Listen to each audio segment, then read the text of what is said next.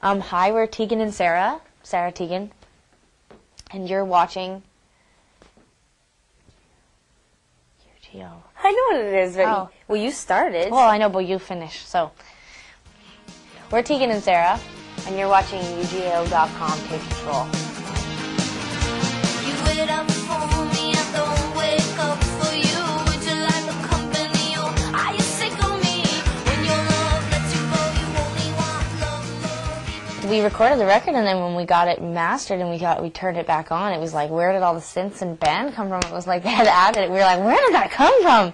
No, it wasn't an accident. We actually like intentionally tried to like fill out the record. When you first start writing, like Fool around when with we were in it high and- school, like there wasn't a lot of options. And when we even made our first record, you know, we had a drummer and bass player play on it, but we were very limited with funds and time. I don't know so much these records reflect something new, as so much as they just reflect actually where our style of music always sat. It's just that now we finally have the time, the money, and you know, the talented people around us and the confidence to actually try those things.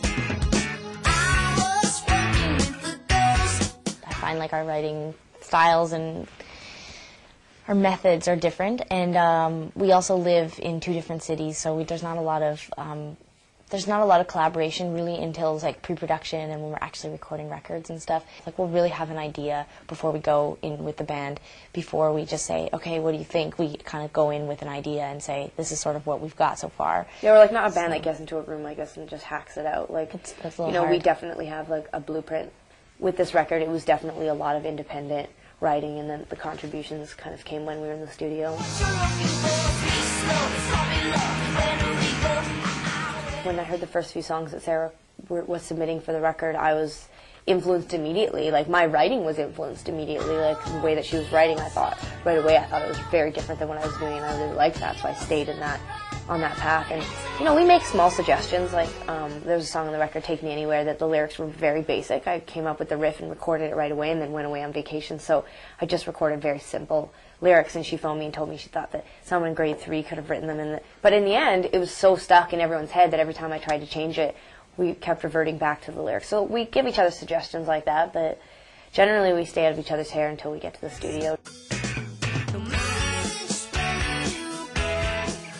When you're looking at yourself in the context of like how to describe yourself as a band, a lot of times that's what becomes really aggravating about it is that you really do feel like it's like A bit limiting. it's like getting a passport. It's like, you know, it really should be an updatable photo, and it's just like it's really like a band. It's like at some point, not to make it seem so you know, so faddish or something, but it's like, you know, at some point. Did you just say fattish? Faddish. Faddish. So, but at some point, it's like you want to be able to sort of like expand the parameter of what you see as being in your projects.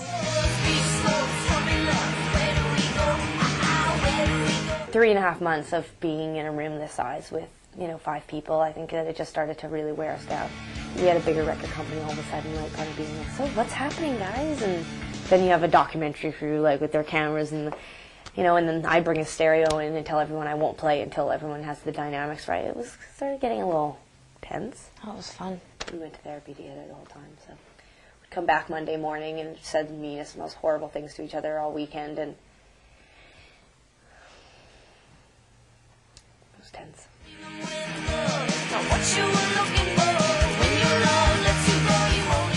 We are so often grouped together, and we're so often, our independence is stripped from us constantly, and we're grouped together so that it almost feels like even when we do feel the same way about something, we both want the airtime, and we want to be able to say what we think, and we want it to be different than each other. Like, we're siblings. Imagine hanging out with your siblings for the next, you know, 25 years. And It's like kind of like a prison sentence, but it's not like, it's self-imposed because it's like I can't imagine the dynamic that I have with Tegan, you know, is an extreme version of what I would have, say, like with you if I had a band with you. But there's just some part of me that just doesn't even want the bother of like having to like hold back. Like, why even fake it with you? Like, you know that I want to get psycho on you. So it's like I might as well just have Tegan. we always talk about it almost like it's like being married but now divorced.